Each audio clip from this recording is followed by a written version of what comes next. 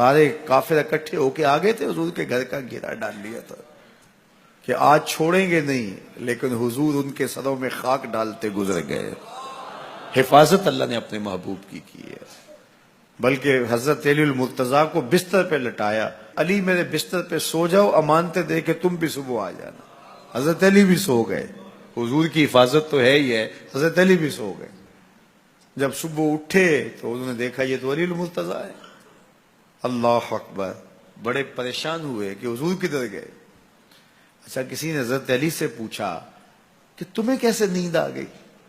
ننگی تلواریں لیے وہ گھر کے ارد گرد تھے اور آپ چادر اوڑے سوئے تھے حضور کے مغالطے میں، وہ آپ کو بھی تو نقصان پہنچا سکتے تھے۔ تو حضرت علی نے کہا، حضور نے کہا تھا علی میرے بستر پہ سو جاؤ، صبح اٹھنا، امانتیں دینا اور مدینے آ جانا۔ مجھے یقین تھا سوؤں گا بھی، صبح اٹھوں گا بھی، امانتیں بھی دوں گا، مدینے بھی پہنچوں گا، اس لیے کہ حضور نے فرمایا ہے۔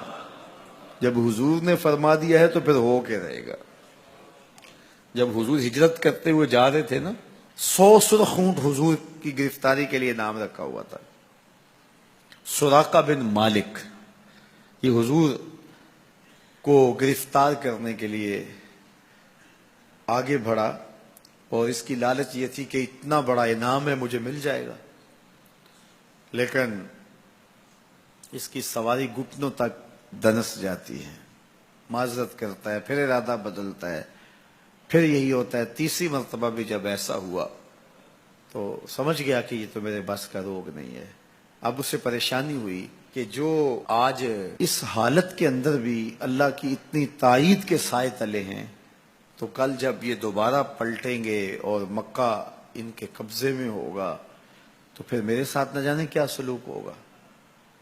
تو کہا کہ حضور مجھے امان لکھ دیجئے۔ تو حضور نے کیا فرمایا، سراقہ تو مجھے گرفتار کرنا چاہ رہا ہے، میں تیرے ہاتھ میں کسرا کے کنگن دیکھ رہا، میں تیرے ہاتھ میں کسرا کے، اس وقت کی سپر طاقت تھی کسرا، تو فرمایا میں تیرے ہاتھوں میں کسرا کے کنگن دیکھ رہا۔ تو حضور سے انہوں نے باقاعدہ امان لکھوا لی۔ اللہ اکبر۔ حضرت عمر کا زمانہ ہے، ایک جنگ میں حضرت سراقہ بن مالک بھی تھے، تو کافر قلعہ بند ہو گئے، اور یہ جب ان کے اوپر حملہ آور ہوتے ہیں تو وہ اندر سے پتھر پھینکتے ہیں، فصیل عبور نہیں کی جاتی۔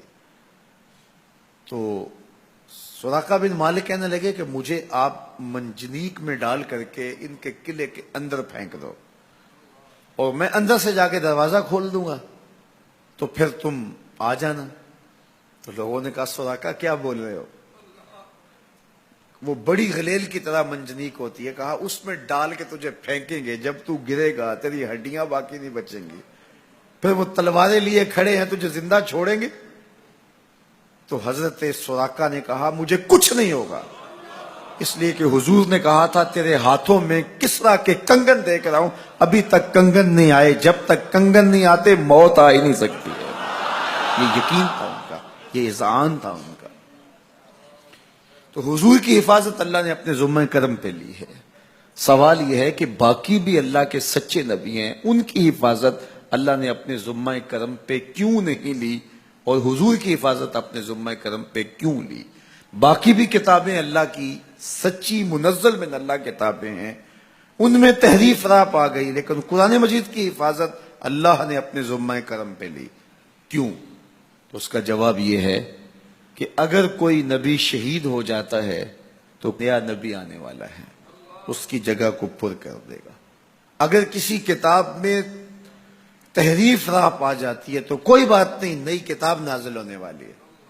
حضور کی حفاظت اس لیے کی کہ اگر حضور بھی شہید کر دیے جاتے ہیں تو پھر حضور کے بعد تو کوئی نبی آنے والا نہیں ہے، اور کتاب اللہ کے اندر اگر تحریف کر دی جاتی ہے فَبِأَيِّ حَدِيثٍ بَعْدَهُ يُؤْمِنُونَ، تو قرآن کے بعد تو کوئی اور نسخہ نور نازل ہی نہیں ہونے والا، تو لوگ ہدایت، روشنی اور اجالا کہاں سے لیں گے؟